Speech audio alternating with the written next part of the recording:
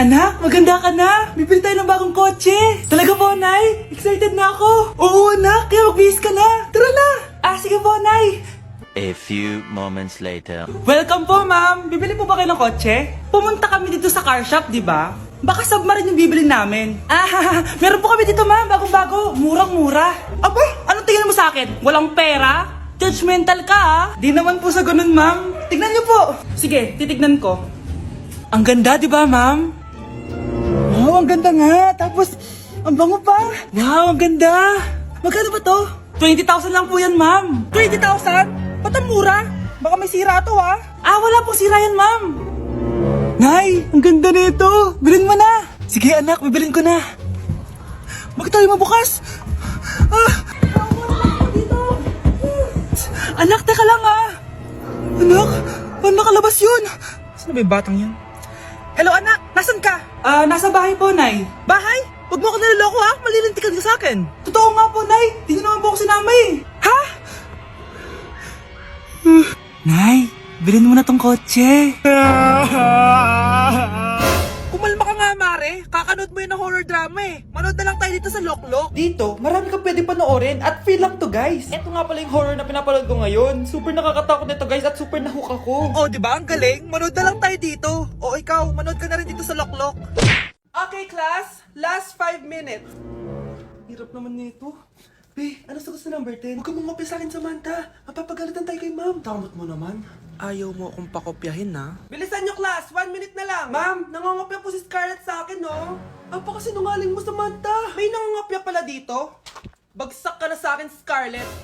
Apakasama talaga ng ugali mo, Samantha. Nay! O anak, anyari sa'yo? Binagsak ako ng teacher ko. Naniwala kasi siya kay Samantha na nangopya daw ako. Totoo ba yun, Scarlett? Hindi, Nay. Siya talaga yung nangopya sa akin. Walang iya yan, ah. Humanda siya sa akin. Tara, anak. A few moments later. Ma'am, bakit niyo po kami pinatawag dito? Kasi yung anak mo, sinungaling. Siya naman talaga yung nangopya kay Scarlett, eh. Hindi po totoo yan. Para malaman natin kung sino nagsasabi ng totoo sa inyong dalawa, mag-quiz na lang kayo ulit. Patay ako nito. Humanda ka ng mapahiya, Samantha. Okay, time's up. Pass your papers. Scarlett, naka-perfect ka. Yes, talino talaga ng anak ko. Samantha, wala kang tamang sagot. Ikaw talaga ang totoong nangongopya. Nakakahiya ka, Samantha. Humanda ka sa akin sa bahay. Tara! Huwag po, Nay. Eating only Japanese food for a day? Let's go, guys! Bunch, gising na! Ano ba yan? Nagbuko pa Japan, bilisan mo, tumayo ka na dyan, mag-empake ka na! Totoo ba? Oo! Excited na ako, Bunch. Mag-iimpake na ako. Pwede na to. Tara na, Bunch. Bunch, Hala, naniwala talaga siya, Diyos ko po. Bunch, tara na. Bilisan mo na. Wait lang, Bunch! Ano ba? Prank lang yun, chawot! Nakakainis naman to.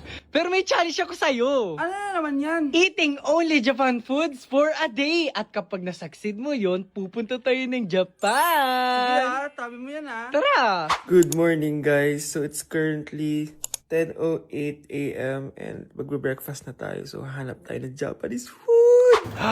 Guys, meron silang onigiri. May nakita akong Japanese drink ko, so try natin. Itadakimasu! Kainin na natin. Sana nakalasa niya yung sa Japan. Wait, paano to? Hindi ko siya gets, pero ayan, ganyan siya.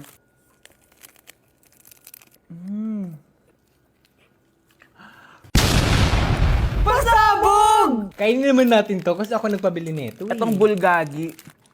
Sarap. Tignan nyo guys yung loob nyo, oh.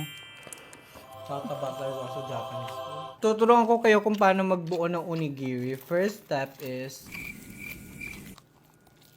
Ito pa? Okay, last etong salmon mayo. Tingnan natin.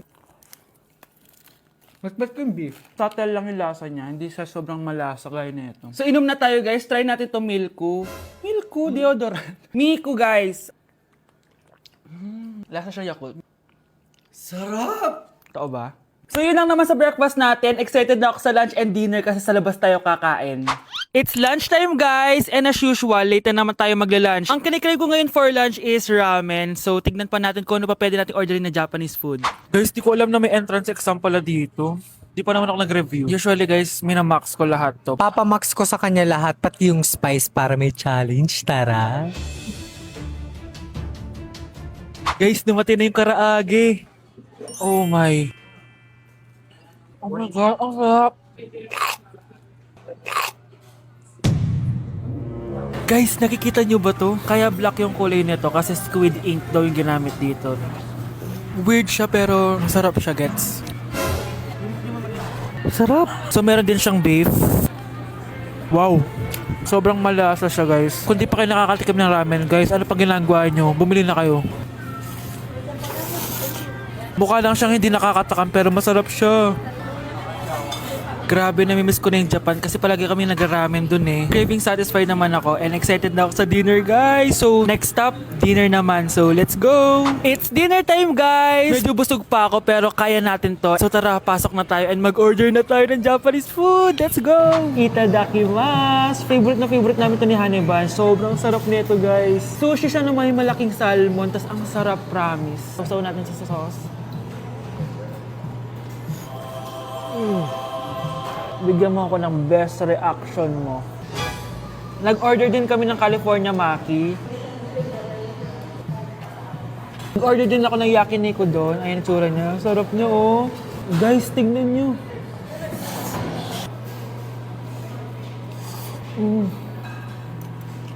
Okay, next natin. Meron tayong tempura. Ang init. Nawalan ako ng gana. Hindi ko alam kung mahal siya, pero 400 plus to. Itong dalawang stick lang na to. And authentic Wagyu daw to. Kuwang-kuwin yun sa Japan. Sobrang busog. So yun lang naman mga anteret. So yun lang guys. Thank you for watching this video. And sobrang nabusog ako and nasatisfy ako sa kinain ko ngayon. Mag-comment kayo kung ano pang gusto nyo i-challenge sa akin at gagawin natin yan. And guys, we're going to Japan soon! Kasi nagawa ko, di ba?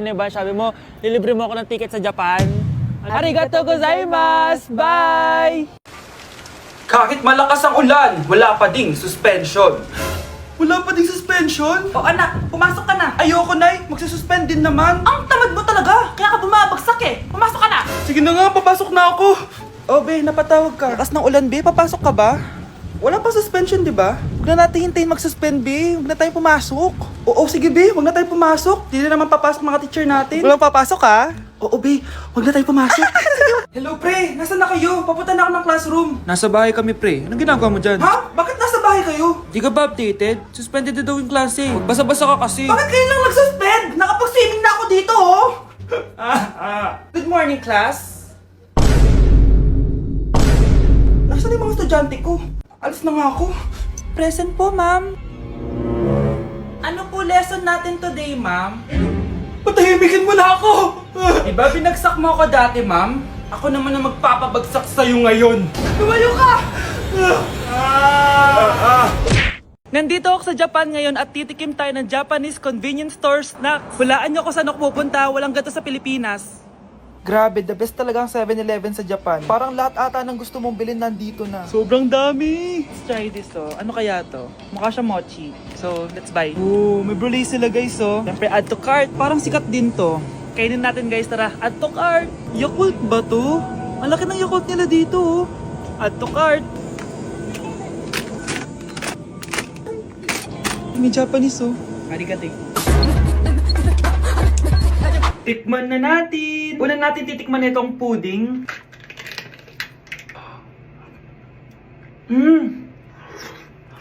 Lasa siyang lotion. Lasang lotion na! I'll give it 6 out of 10. Next, chips na lasang spinach pizza. Parang maanghang siya. Kalasa nga guys. Sarap. 7 out of 10 to. Yung kamay. Sa mga drinks naman, so first, ito. Alam niyo yung sa Kmart, yung banana na nalagay ko dyan.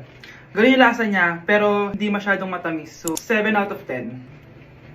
Favorite. Next, ito guys, super cute na ito, kaya kinuha ko. So, parang siyang mochi. Pero di ko alam kung ito, wala kasi siyang English subtitle. Ang cute niya! Tapos amoy sabon. Alam mo yung Kojic, ganun. Ganun yung amoy niya. So, ito yung itsura niya. Candy ata to eh. Para kang gumunguya ng sabon. 3 out of 10 ka lang, be. Okay, next, itong Pringles na lasang chicken barbecue. May ganun. Amoy na natin. Amoy biryani. Actually, masarap siya. Alam mo yung biryani na chicken, ganun yung lasa niya pero Pringles. 7.5 out of 10 to. Next, itong Jollibee na parang sweet potato. Mana natin. Mukha talaga siyang fries. Ayan. Parang nilanak malasahan sa lahat ng mga kinain ko. Masarap siya, pero wala siyang lasa. Go. Yan. 5 out of 10. Hindi ko siya bibilin ulit. Next is yung dessert natin, tong brulee. Brulee? Ayan, ayan yung tsura niya guys. And alam ko, binabasag to. Yun o. Ayan, oh, ayun o. Ang tamis masyado. Tamis. Favorite niya to eh. Okay, last natin is yung Yakult. Lasang Yakult. Na mas marami lang. So yun lang naman, kung gusto nyo ng part 2, mag-rate pa ako ng ibang Japanese food dito. So comment lang kayo sa baba. Nay, maniligaw ko nga pala. Hi tita, ako nga pala si Enzo, ang soon-to-be jowa ni Scarlett. Enzo? Anak, di ba yan yung anak ng mayor? Ah, opo, Nay. Galing mo talaga pumili, anak. Mukhang magkakapera ako, ah. A few moments later. O sige, pumapayag na ako na maging jowa mo tong anak ko. Yes! Pangako, tita, hindi ko papaiyakin si Scarlett. Pwede mo na akong i-kiss. Paps, may bayad ang kiss sa anak ko, ha? Nay, ano na naman yan? Aba, syempre, ang mahal ng diaper at gatas mo ng bata, tapos libre lang. Eh, ano naman? Ah, tita, magkano po ba? Magkano? Eto price list. Holding hands, 200 pesos. Hug, 300 pesos. Kiss sa kamay, 500 pesos. Kiss sa noo, 700 pesos. Kiss sa lips, 1,000 pesos. At kung makikipag-date kayo sa isa't isa, 3,000 pesos at dapat sagot mo yung bill, ha? 3 hours lang yun. Kung mag-extend ka, pwede naman magbayad ng additional. At bawal tumawad. Pili ka na lang. Nay, ang mahal naman. Diyos ko. Eh ano naman, business is business. Kailangan ko ma-ROI mga nagastos ko sa'yo. O, ito po, tita. Cheque. Unlimited kiss na yan, na. Cheque? Kahit gumawa pa kayo ng 10 anak. 1 million ba to? Ano to? Idedemanda mo ako? Ano ba ginawa ko sa'yo? Oo, ipapademanda kita. Gagawin mo pa akong business mo, ha? Wala ka namang business permit. Tsaka ang mahal naman ng mga presyo mo. Eh, di naman gano'ng kaganda tong anak mo. Ah, teka lang. Joke lang yun eh. Mahilig talaga ako maganon. Isusumbong ko kayo sa tatay ko, Mayor. See you sa kulungan. Kukulong na naman ako. Mukhang bad trip si ma'am. Kayong apat, tumayo kayo! Hala, ano naman kayang ginawa nila? OMG! Natatandaan nyo ba tong group chat nyo? Paano nalaman ni ma'am yung GC namin? Patay kami nito. Ang gagaling nyo! Mag-umpisa tayo kay Scarlett. Ako po, ma'am. Palagi na nagpapareport si ma'am. Ano, tamad na siya magturo? Sayang lang tuition natin, be. Isa ka pa, Christian! Ma'am, kita niyo ba, bago riban si ma'am, balita ko kumukuha siya sa class funds natin, ha. Ginawa niya tayong business. Samantha! Yes po. Ayoko talaga dyan kay ma'am. Mas gusto ko pa yung dati natin teacher. Buti pa yun, hindi nang babagsak. Tapos magaling pa magturo. Kyle! Akala ko matino ka! Guys, huwag niyo naman ginaganyan si ma'am. Mabait naman siya eh. Sa principal nga lang. Akala niyo di ko alam mga pinagsasabi niyo sa akin? Lahat po ng sinabi namin sa GC. Totoo po yan, ma'am. Diba sabi nga nila, ma'am, truth hurts? Truth hurts pala, ha? Sige, papakita ko to sa principal sa office. Sige, ma'am. Sabihin mo sa principal. At sasabihin din namin yung mga baho mo. Ha? Anong ibig mo sabihin? Di ba may GC din kayo, ma'am? Sinisiraan niyo pa nga yung mga estudyante. Paano mo nalaman yon? Isang pindot ko lang dito at masasend na to sa principal. Huwag mong gagawin yan. Huwag mong pipindutin. Humanda ka sa akin, ma'am.